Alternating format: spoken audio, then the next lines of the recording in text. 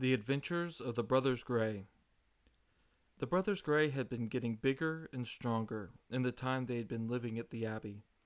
They tussled around and occasionally pounced on a few mushrooms, showing off their strength and prowess. But they had not yet realized what their strength and instinct were for. They hadn't understood that it could be used for good. That is, until the terrible day that ended in triumph. The flight of the Dragonflies. The Brothers Gray were lying on the porch of the grading house where the monks would sort their vegetables. It was so hot, and this was the best place for shade. Odin and Gandalf laid out on the wooden planks, trying not to think of the oppressive heat soaking in through their fur coats.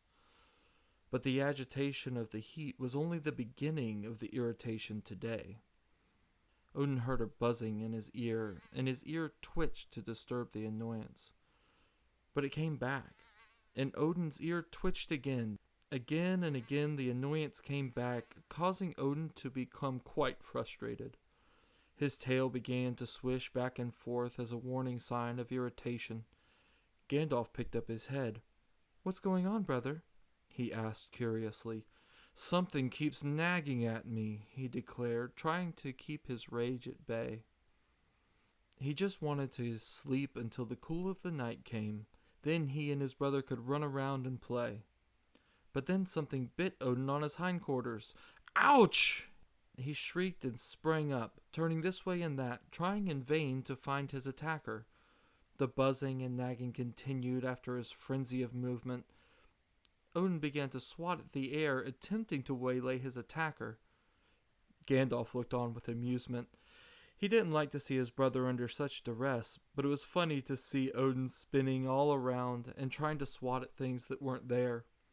He bemusedly sat up to watch the activity. But then Gandalf felt a hard pinch. "Yow!" he yelled and leaped 2 feet in the air. When he landed, he took off down the path away from the porch. "Not so funny now, is it?" Odin said as he followed Gandalf down the path. After running a good ways, they stopped, hoping they left whatever was attacking them behind. "What was that?" Odin asked. "I don't know, but this is one thing that I am not curious about," Gandalf replied. "Well, whatever it is, I think we lost it." No sooner had Odin finished saying that when a buzzing came into the cat's ears. Gandalf's eyes widened in panic. Odin's ears pinned back, and back to back the cats stood in their defensive posture, waiting to fend off any attacks. The nagging in their ears droned on, causing their ears to twitch with annoyance, and their tails to swish with anger. Then the onslaught came again, and the brothers lashed out against an unseen enemy. As frustration was mounting, the two cats became aware that their enemy was not invisible, but very small pests of irritation, and then they perceived the swarm of annoyance.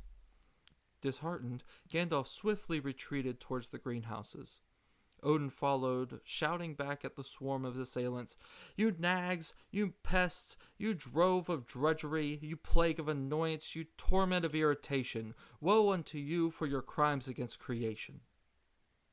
The brothers continued on, for every time they stopped, the swarm would find them and pester them.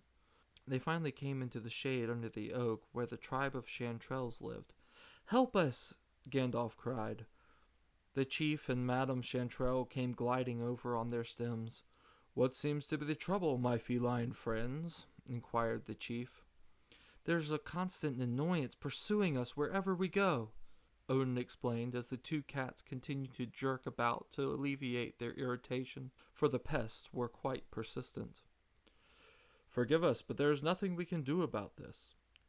However, perhaps the Squadron of Four Wings could help." "The what?" Gandalf asked, his curiosity reawakened. "Ah, yes," Madame Chantrel said. "I believe they are on their way now. Turn your eyes to the hills." The Brothers Gray stared in confusion at the mushrooms. Then, from over the hill, they heard something.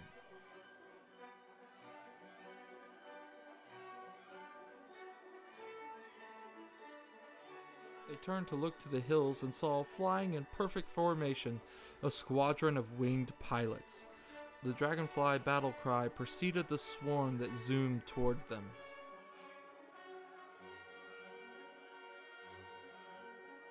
Zipping and zagging and zigging down the hill, the flyers wove in and out of each other, performing seemingly impossible aeronautical acrobatics. The keen eyes of the brothers could barely keep up with the quickness of these darting creatures. The flight of dragonflies was swooping all around, and the two cats began to understand what was going on. They were hunting. The swarm of dragonflies crashed into the plague and laid waste to the swarm of annoyance. They were attacking the nags and pests that had been tormenting the brothers all day. So grateful and awestruck at the sudden appearance of the squadron of four wings, the two cats purred with joy to watch the hunters dance in the sky. In observing these fierce warriors, the Brothers Gray recognized the instinct of the predator that guided these aeronauts to strike with expert precision. So keen was their perception and so swift was their movements that nearly every strike of these flying combatants was successful.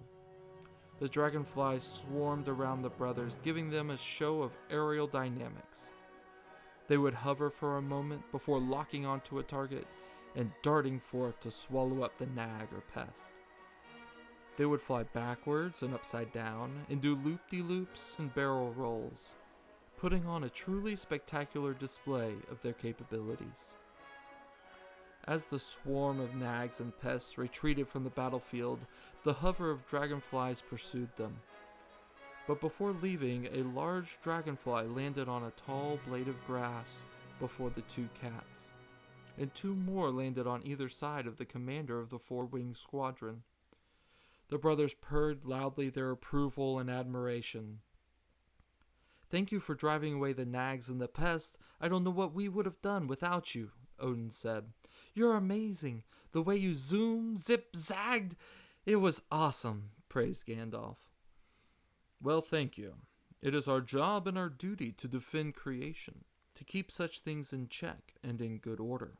This is the purpose of the Predator." The cats sat, staring in awe at the commander. They had never considered their role in nature and the significance it would have in the world. But here was this small creature, powerful and graceful, who had saved them, and he knew what it meant to be a predator. "Are you predator as well?" asked the dragonfly commander. "Yes," the cats replied. "Very good. Then you must also fend off evil for the sake of good, and maintain boundaries in comfortable places, allowing nature to thrive, but not to become overbearing, nor allowing things to be choked out. You are to encourage the balance of a world that tends to disorder. This is the holy charge of the predator. The best of blessings to the two of you, and may you be strong and brave." With that, the commander took flight with his two escorts flanking him. They zipped off after the rest of the squadron, still in hot pursuit of the brood of nagging pests. And that is when the Brothers Gray met the dragonflies and watched them battle against the torment that assailed them. And when they received the charge of the predator, a charge that would shape the rest of their lives.